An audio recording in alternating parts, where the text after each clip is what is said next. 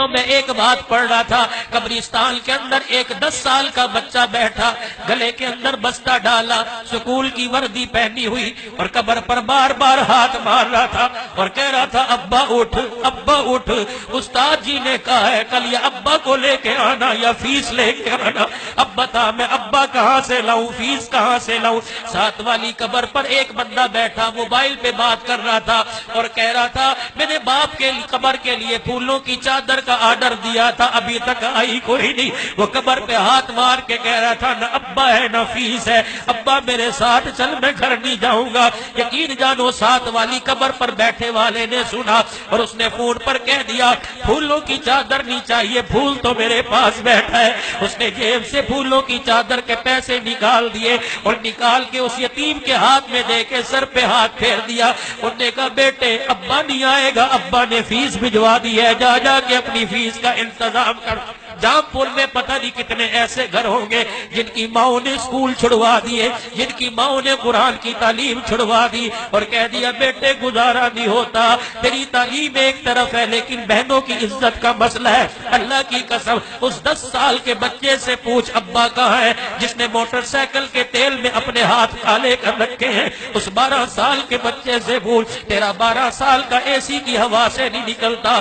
اللہ کی قسم یہ سارا دن ٹریکٹر ٹرالی کی دکان پر مالک کی جھڑکیاں کھا رہا ہے، کبھی چائے لا رہا ہے، کبھی روڈ پہ جھاڑو دے کے پانی چھڑک رہا ہے۔ اس کے سر پہ ہاتھ رکھ، اے بیٹے تجھے یہاں تک کون سی نوبت لے کے آئی؟ وہ کہے گا بابو جو وردیاں پہن کے جا رہے ہیں ان کا ابا گھر میں موجود ہے، میرا ابا قبر میں موجود ہے، میں اس لیے یہاں کام کر رہا ہوں۔ یقین جانو میرے بابو کبھی ان کے لیے تو انتظام کر کے دیکھ۔ رب کعبہ کی قسم ہے اپنوں کو تو فروٹ روزانہ کھلاتے ہو، کسی یتیم کی جھولی میں فروٹ ڈال کے دیکھ، اللہ جنت کے میووں کا تیرے لیے انتظام کر دے گا۔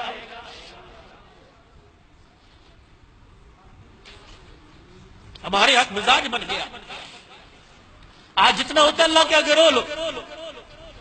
ہمارے یہاں مزاج بن گیا، کسی کی 10 روپے کی بھی ولی صاحب مدد کرے نا دعا کرنا جی، دعا کرنا کہ مر گئے دعا کے چکر کے اندر، بیڑا غرق کر لیا۔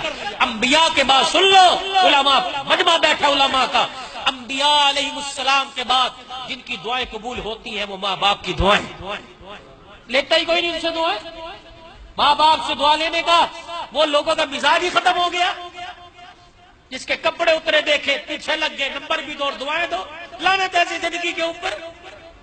گھر میں ترس رہے ہیں، اللہ فرما رہے ہیں تیرا بوڑھا باپ سفید بالوں والا جس کی وجہ سے میں پورے کنبے کو پال رہا ہوں، اس سے کوئی دعائیں نہیں لے رہا، مانگتا کوئی نہیں اس سے دعائیں، اسے دعاؤں کا کہتا کوئی نہیں۔ 10 روپے کی زکات دینی ہو دعا کرنا جی، عبد المجید صابری صاحب 200 روپے زکات کیا آپ کے حصے میں دعا فرمانا، بچوں سے کہنا دعا، کیوں کہو بچوں سے دعا کراؤ؟ ٹھیک ہے دعا ایک سنت عمل ہے، الدعاء مخ العبادہ، مغز عبادت کا، میں کیوں کرواؤں، کیوں کرواؤں؟ نہ امید کو امید کی کرن دکھا دے، دعا خود بخود ہو جائے۔ بیوہ کی سر کی چادر اترے دیکھے اس کے سر پہ چادر ڈال دے، دعا خود بخود ہو جائے۔ یتیم کو روتا دیکھا اس کی جیب میں 10 روپے ڈال کے اسے ہنستا دیکھ، دعا خود بخود ہو جائے۔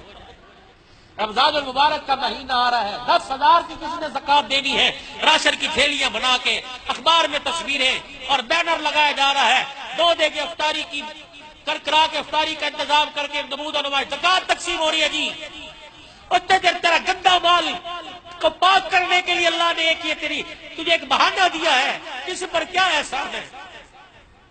اللہ مبارک لنا فی رجب و شعبان وبلغنا رمضان، کیا میرے نبی کی دعا نہیں؟ اللہ رجب اور شعبان میں برکت دے اور اس کے صدقے سے رمضان دے۔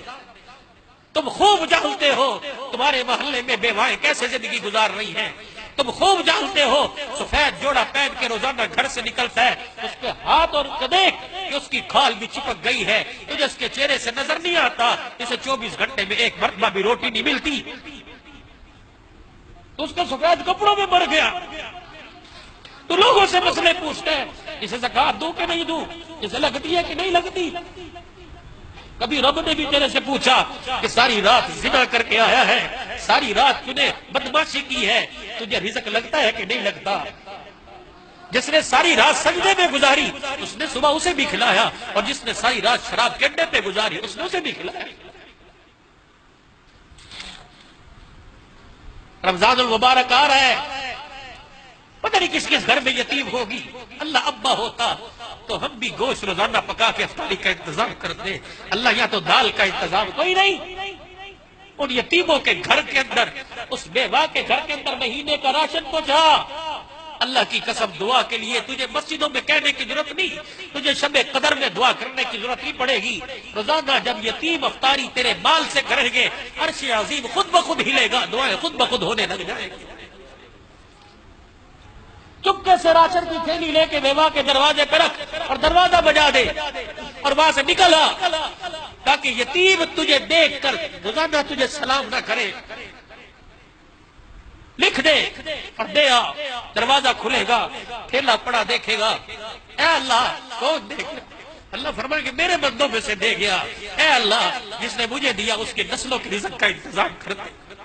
ایک مہینے پہ اللہ نسلوں کی رزق کا، ایک وقت کی روٹی پہ نسلوں کی رزق کا انتظام، یہ نیکی ہے، یہ نیکی ہے۔ باپ مر گیا دوسرے دن 4 دے کے پکا کے مجمع، یہ کوئی نیکی ہے؟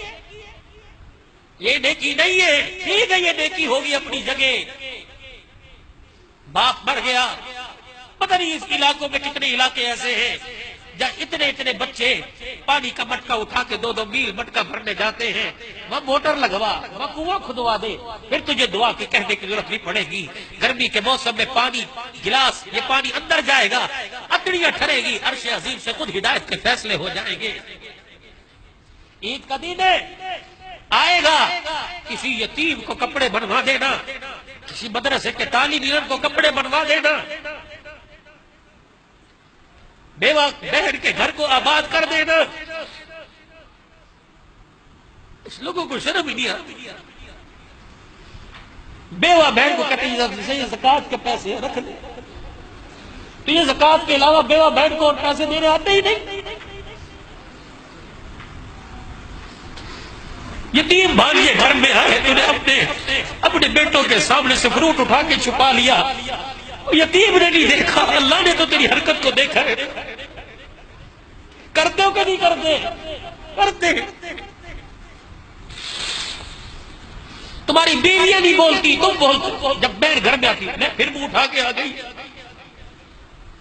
اس کے کان میں گرج پڑ گئی کہ بھائی نے کہا منہ اٹھا کے آ گئی، اس کے کلیجے کے دل کے ٹکڑے ٹکڑے۔ انہوں نے کہا یہ گھر باپ کا تھا، یہ گھر باپ کا تھا، آج بھائی کا منہ اٹھا کے آ گئی ہے۔ خدا کے واسطے آؤ تمہیں بیٹی کا مقام بتلاؤں کہ تمہارے ڈہر کی سندھ کے اندر ایک وڈیرا مرا، دنیا سے گیا، 25 مربع زمین تھی، 25 مربع، 5 مربع سب بیٹوں کو دے دیے، ایک بیٹی تھی اسے کچھ نہ دیا۔ انہوں نے کہا الحمدللہ، اللہ باپ کی تقسیم پہ راضی، اللہ باپ کی تقسیم الحمدللہ ٹھیک ہے، کچھ نہیں دیا۔ چند دن بعد باپ مر گیا، جنازہ لے کے جنازگاہ پہنچے، ایک آدمی پہلی صف سے نکلا، اس نے 20 لاکھ کا چیک اور باپ کا شناختی کارڈ دکھایا اور نے کہا 5 مربع لینے والوں، یہ تمہارے باپ کا چیک ہے 20 لاکھ ضمانت کا، میرے سے قرضہ لیا تھا، قرضہ واپس کرو۔ جنہوں نے 5 مربع لیے تھے کوئی صف سے باہر نہ نکلا، جسے کچھ نہ دیا تھا اس بیٹی کو پتہ لگا کہ ایک قرضدار باپ کا جنازہ پڑھنے نہیں دے رہا۔ وہ بیٹی برقع پہن کے مولوی صاحب گھر سے آ گئی، باپ کے جنازے پہ باپ کا چہرہ دیکھ کے کہنے لگی ابا پریشان نہ ہو، تیری بیٹی کھڑی ہے۔ اپنے مکان کی چابیاں اس 20 لاکھ قرضے کے ہاتھ پہ رکھ کے کہنے لگی یہ 50 لاکھ کے مکان کی چابیاں ہیں، اگر تھوڑی پڑے تو اور ہے، میں اپنے بچے بیچ دوں گی، لیکن میرے باپ کی میت خراب ہو میں یہ گوارا نہیں کر سکتی۔ تم ان بیٹیوں کو محروم کرتے ہو، ان بیٹیوں کو کہتے ہو پھر آ گئی، ان بیٹیوں کو کہتے ہو کہ تمہیں جہیز دے دیا، اب کیا لینے آئی ہے؟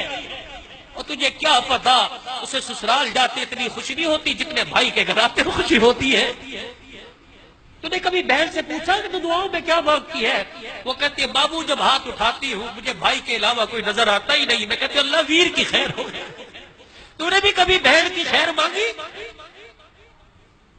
اخلاق کہاں چلے گئے؟ میں عام لوگوں کی بات